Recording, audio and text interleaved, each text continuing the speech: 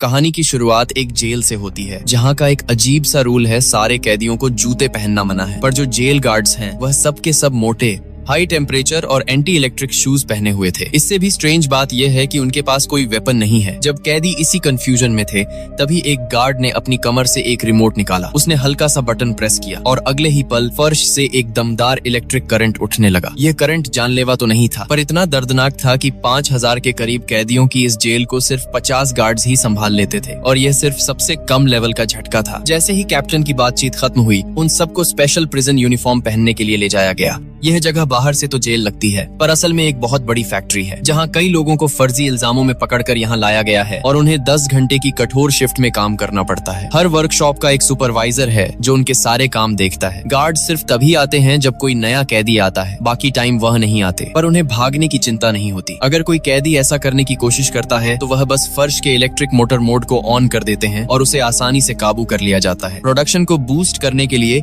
Jail हर हफ्ते हर workshop का overall assessment करती है। जो फर्स्ट रैंक पर आते हैं उन्हें रिवॉर्ड मिलता है और बाकियों को इलेक्ट्रिक शॉक की सजा झेलनी पड़ती है। इसी वजह से सारे कैदी हर वक्त काम में लगे रहते हैं, एक सेकंड भी वेस्ट नहीं करते। सुपरवाइजर ने हमारे हीरो एंडो को वार्न किया कि वह ध्यान से काम सीखे और कोशिश करे कि 1 घंटे में ही पूरा प्रोडक्शन प्रोसेस समझ ले। दिन का काम खत्म होने के बाद वह सब डॉर्मेट्री में लौट आते हैं। डॉर्मेट्री एक 3 वर्ग मीटर से भी कम का सिंगल रूम है, जो एक तरह का स्लीप पॉड जैसा है। सारी चीजें दीवारों पर लगी हैं। खाना एक पाइप के जरिए आता है, जितना चाहो खाओ, पर टेस्ट के मामले में बेकार है। अगर जायकेदार खाना चाहिए तो असेसमेंट में फर्स्ट आना पड़ेगा। उनकी सजा का टाइम एक स्क्रीन पर दिखता है, जो कि हर रोज कम होता है। इसी वजह से कैदियों को जिंदा रहने की उम्मीद मिलती है। पर अजीब बात यह है कि पिछले महीने जेल ने सजा की अवधि को रीमेजर किया और बिना किसी एक्सेप्शन के सबकी सजा डबल हो गई।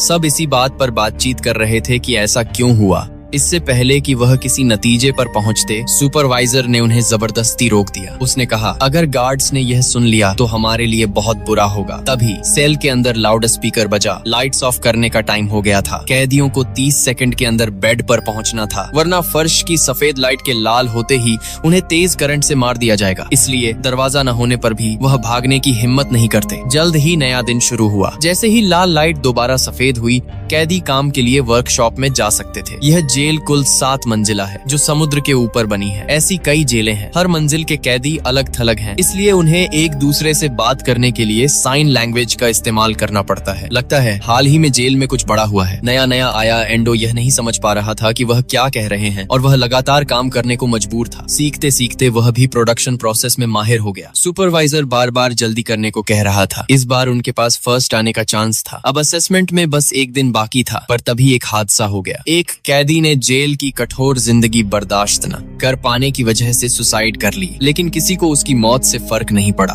सबकी चिंता यह थी कि एक आदमी कम हो गया, उनका काम रुक जाएगा, फर्स्ट नहीं आ पाएंगे और सजा मिलेगी। टेबल नंबर 3 ने कंफर्म किया कि वह अब चौथे नंबर पर गिर गए हैं। सब पागलों की तरह काम करने लगे, पर एंडो हाथ पर हाथ धरे बैठने वाला नहीं था। वह अंदर आते ही भागने का प्लान बना रहा था। जब भी वह टॉयलेट जाता तो वहाँ एक आरी से पाइप काटने की कोशिश करता, पर अभी उसने 2 कट ही लगाए थे कि लाउड स्पीकर बज उठा। कोई नया कैदी आ रहा था। उसने जल्दी से सब कुछ नॉर्मल किया और वर्कशॉप लौट आया।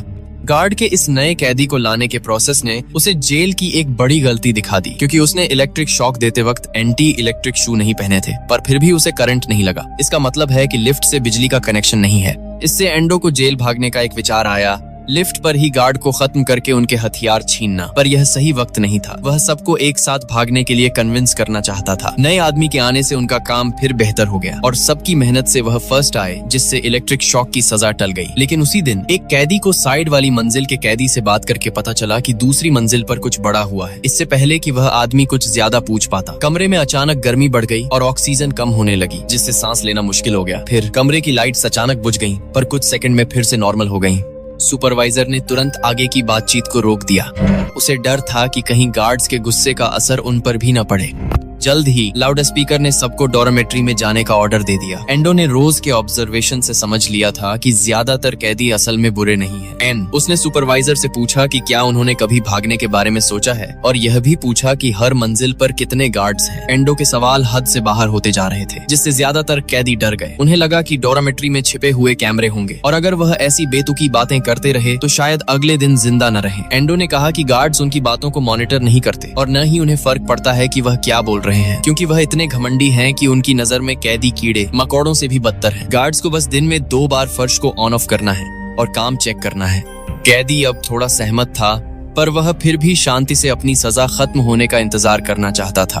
अगली सुबह सब खबरें एक्सचेंज कर रहे थे। किसी ने कल की घटना को कंफर्म किया, दूसरी मंजिल के लोगों को करंट से मार दिया गया था। 2 पूरी शिफ्ट के 100 लोग। कैदी ने सोर्स पूछा। पता चला उस वक्त मेंटेनेंस टीम कुछ ठीक कर रही थी और उन्होंने देखा कि दूसरी मंजिल पर गड़बड़ हो रही थी। उसी दौरान लाउड स्पीकर ने कैदियों को पोस्टर में आने का ऑर्डर दिया और उन्हें बातचीत करने से मना किया गया। तभी एक कैदी ने बोला कि दूसरी मंजिल के लोग आजाद हो गए। सुपरवाइजर ये सुन के बहुत गुस्सा हुआ, लेकिन एंडो ने उसे खींचा और कहा कि ऐसा करने से गार्ड्स का ध्यान उन पर जाएगा। अगर उन्हें पता चला कि खबर फैल गई है तो सब खतरे में पड़ जाएंगे। उसने एडवाइस मान ली, पर फिर भी जबरदस्ती सबको कहता रहा कि यह सब सिर्फ अफवाहें हैं, इन पर विश्वास न करें। पर अंदर से वह हिल चुका था। अगले दिन एक और शिफ्ट थी और ओलाफ का बुढ़ापा उसका साथ नहीं दे रहा था। रूल्स के मुताबिक पोस्टर में आते वक्त वह लगभग बेहोश हो गया। कुछ लोग उसे संभालने लगे और छुट्टी के टाइम तक भी उसकी हालत नहीं सुधरी। सुपरवाइजर बहुत परेशान था, क्योंकि शुरू के दिनों में ओलाफ ने उसकी बहुत मदद की थी। उसने तुरंत किसी को डॉक्टर को बुलाने के लिए कहा और ओलाफ को हिम्मत दी कि बस थोड़ा और रुक जाए। उसे बाहर निकलने में बस 40 शिफ्ट ही बाकी थी। गार्ड डॉक्टर को लेकर आया। पैसे बचाने के लिए डॉक्टर भी जेल का कैदी था। वह आखिरकार डोरमेट्री पहुंचे। कैदी और डॉक्टर पुराने दोस्त थे। उसने रिक्वेस्ट की कि वह ओलाफ को जितना हो सके बचाए। ओलाफ को 14 साल की सजा हुई थी और अब बस 40 शिफ्ट बची थी, पर अब बहुत देर हो चुकी थी। ओलाफ को गंभीर स्ट्रोक आया था और डॉक्टर भी कुछ नहीं कर पाया। अपने पुराने गुरु को देखकर कैदी बहुत दुखी हुआ। डॉक्टर ने एक इंजेक्शन निकाला और बोला, यह दवा बूढ़े आदमी को शांति से जाने देगी। फायरमैन पहले ही रास्ते में था। डॉक्टर को उस पर दया नहीं आई। उसने कहा, कम से कम वह शांति से तो जाएगा। वैसे भी 1 हफ्ते बाद बाकी लोग भी ऐसी मौत की दुआ करेंगे। एंडो को यह बात समझ नहीं आई। उसने पीछा किया और पूछा कि दूसरी मंजिल पर असली में क्या हुआ था। डॉक्टर ने उसे चेतावनी दी कि जो नहीं पूछना चाहिए वह मत पूछो। दवा इंजेक्ट होते ही ओलाफ ने जेल में ही अपनी आखिरी सांस ली। फिर सुपरवाइजर ने भी अचानक डॉक्टर से पूछना शुरू कर दिया कि दूसरी मंजिल पर क्या हुआ। डॉक्टर ने उसका जवाब देने से पहले गार्ड को दूर भेजा। फिर बोला, असल में जेल से एक गलती हुई थी। एक आदमी जिसे 4थी मंजिल से रिलीज किया गया था, उसे अगले ही दिन दूसरी मंजिल पर काम के लिए भेज दिया गया। जब यह खबर फैल गई तो गार्ड्स ने दूसरी मंजिल के सब लोगों को करंट से मार दिया। इसका मतलब था कि कोई सजा पूरी करके रिलीज नहीं होता। वह सिर्फ सजा पूरी करने वालों को दूसरी जेल में शिफ्ट करते हैं, जहां वे अगली असेंबली लाइन की तरह काम करते हैं। फायरमैन दरवाजे पर आ गया और उनकी छोटी सी बातचीत खत्म हो गई। वापस जाते वक्त रास्ते में एंडो ने फिर पूछा कि हर मंजिल पर कितने गार्ड्स हैं। सुपरवाइजर ने ईमानदारी से जवाब दिया, 5 से कम। इससे पता चला कि वह भी सोच रहा था। ओलाफ की बॉडी ले जाई गई। सब इस बूढ़े कैदी को जानते थे और उन्हें नहीं पता था कि वह क्यों मरा। एंडो ने अगले दिन ही एक्शन लेने की सलाह दी। उस दिन गार्ड्स ओलाफ की जगह नया आदमी लाएंगे। सुपरवाइजर को लगा कि वह पागल हो गया है, पर यह अकेला चांस था। उसने समझाया। गार्ड्स को लगा कि 100 लोगों को मारकर वह खबर दबा देंगे, पर खबर दबती नहीं है। जब 5000 कैदियों को पता चलेगा कि वह कभी बाहर नहीं निकल पाएंगे, तो गार्ड्स को बगावत का और भी ज्यादा डर होगा। तब एम्पायर यहाँ और फोर्सेस भेजेगा। डोरमेट्री में लौटने के बाद सब उस बूढ़े आदमी की मौत की वजह पूछ रहे थे। सुपरवाइजर का मनोबल हिल चुका था। सबकी बार बार पूछताछ पर उसने आखिरकार सच बता दिया। उसने चिल्लाकर कहा कि कोई भी इस जेल से जिंदा नहीं निकल सकता। दूसरी मंजिल के लोगों को मार दिया गया, यह सच है। सजा पूरी करने वाले या तो यहीं मरेंगे या अगली जेल में मरेंगे। जल्द ही काम का टाइम हो गया। पूरी रात सोचने के बाद उसने हार मान ली थी। अगर जिंदा निकलना है तो लड़ना ही पड़ेगा। सबने नॉर्मल होने का नाटक किया और गार्ड्स के नए कैदी को लाने का इंतजार करने लगे। उन्होंने प्लान बना लिया था कि आज किसी भी कीमत पर बाहर निकलना है। उन्होंने लिफ्ट को फंसाने के लिए पत्थर की कोर वाली स्टील की पाइप ले ली। टॉयलेट गए और पाइप काटने का आखिरी काम पूरा किया। फिर स्टील पाइप का इस्तेमाल करके दरार को चौड़ा करने लगे। गार्ड रोज की तरह नया आदमी लेकर आया। पाइप टूट चुकी थी और बहुत सारा पानी फर्श पर बह रहा था। इसके बाद सब काम खत्म करके जल्दी से वर्किंग एरिया में लौट आए। पीछे एंडो और बाकी सब ने स्टील पाइप ले रखी थी ताकि लिफ्ट को रोक सके। गार्ड नॉर्मली नया आदमी लेकर आया। दूसरी तरफ टॉयलेट का पानी वर्किंग एरिया में बह चुका था। जब लिफ्ट धीरे धीरे नीचे आ रही थी तो 2 लोगों ने जानबूझकर लड़ाई शुरू कर दी ताकि गार्ड का ध्यान भटके। एंड ने मौका देखा और लिफ्ट को बीच में फंसा दिया। गार्ड कुछ नहीं कर पाया। सबने मिलकर एक्शन लिया। कुछ लोग प्लेटफॉर्म पर कूद गए और स्टील पाइप को नीचे खींच लिया। नए आदमी ने इलेक्ट्रिक बटन उठाया और गार्ड को प्लेटफॉर्म से गिरा दिया, पर ऊपर के गार्ड ने उसे तुरंत मार दिया। सबने पार्ट्स को वेपन बनाकर ऊपर के दुश्मन पर फेंकना शुरू कर दिया। 2 बंदूकें इतने सारे कैदियों को दबा नहीं पाईं। पानी फर्श में पूरी तरह से घुस चुका था। गार्ड ने अपने साथियों को फोन किया और मेन स्विच खींचने को कहा। कैदी ने सबको असेंबली लाइन पर कूदने की चेतावनी दी। जैसे ही बटन ऑन हुआ, कुछ मशीनों को करंट लगा और जो लोग धीरे थे वह मर गए। शुक्र है पानी की वजह से आखिरकार शॉर्ट सर्किट हो गया।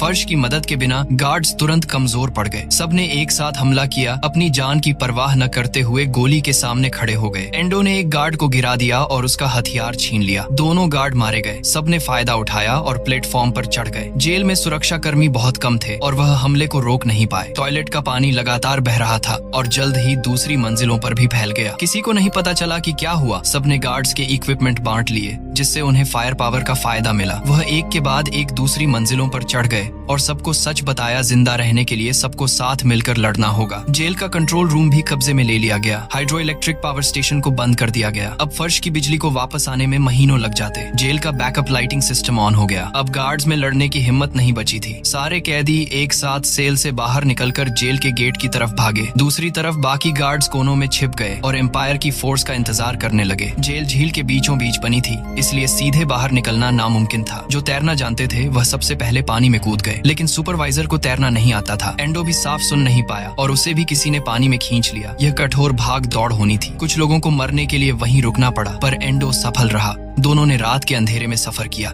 एम्पायर की फोर्स अगले दिन पहुंची। एंडो पहाड़ों और चट्टानों के बीच छिपकर पीछा करने वालों से बचता रहा। शुक्र है एम्पायर के सोल्जर्स ने पूरी तरह से सर्च ऑपरेशन शुरू नहीं किया। यह जेल वाला ग्रह पानी से भरा था और कई मछली पकड़ने वाले शिकारी यहाँ आते थे। दोनों धीरे धीरे शिकारियों के पास पहुंचे और देखा कि उनका स्पेसशिप एक जगह खड़ा था। ग्रह से निकलने का एक ही रास्ता था, उनका ट्रांसपोर्ट छीनना। ध्यान न भटके, इससे पहले वह पूरी रफ्तार से स्पेसशिप की ओर भागे। बस 2 मछली पकड़ने वाले शिकारी वहीं खड़े थे, घबराए हुए, पर वह बेवकूफ नहीं थे। उन्होंने पहले से ही इंफ्रारेड जाल बिछा रखा था। एंडो और उसका साथी लचीले सफेद जाल में फंस गए। शिकारियों को उम्मीद नहीं थी कि इस वीरान जगह पर मछली पकड़ते हुए उन्हें ऐसा अचानक इनाम मिलेगा। दोनों ने भागने वालों को आधा आधा करके एम्पायर को सौंपने का प्लान बनाया ताकि उन्हें इनाम मिल सके। हालांकि वह एम्पायर से नफरत करते थे कि वह ग्रह के पानी को गंदा कर रहा है, पर इनाम कम से कम उनके 1 महीने के मछली पकड़ने के खर्च को कवर कर सकता था। जैसे जैसे बातचीत आगे बढ़ी, दोनों को अचानक याद आया कि एम्पायर द्वारा पानी गंदा करने से हुए नुकसान की भरपाई इन इनामों से कहीं ज्यादा है। उन्होंने गुस्से में एम्पायर को कोसना शुरू कर दिया और उन्हें लगा कि ये भागने वाले आदमी अच्छे हैं, इसलिए उन्होंने तुरंत जाल बंद कर दिया। दोनों ने खुशी खुशी मदद की। हालांकि स्पेसशिप बहुत पुराना था, पर वह किसी तरह हवा में उड़ गया। एंडो को लगा कि यह भागने का प्लान फेल हो गया, क्योंकि शायद बाकी लोग जेल के ग्रह से नहीं भाग पाए। उन्होंने 2 हिस्सों में बंटकर दुनिया को जेल ग्रह पर हो रहे अत्याचारों का सच बताने का फैसला किया और इसी के साथ ये मूवी खत्म हो जाती है।